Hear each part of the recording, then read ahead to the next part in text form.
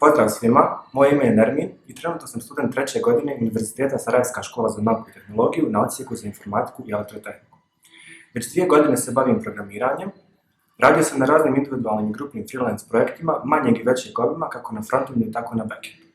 Pored toga, trenutno radim i kao developer i programer na startupu u sklopu inicijative Sarajeva Smart City 2020, a na Akademiji 387 ću držati kurs PHP za početnike.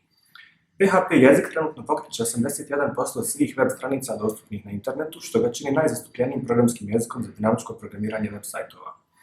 Kroz 18 časova koliko je planirano trajanje kursa, savladat ćete sve funkcionalnosti PHP-a koji su vam potrebne da samostalno razvijete jedan content management sistem sa osnovnim CRUD funkcionalnostima.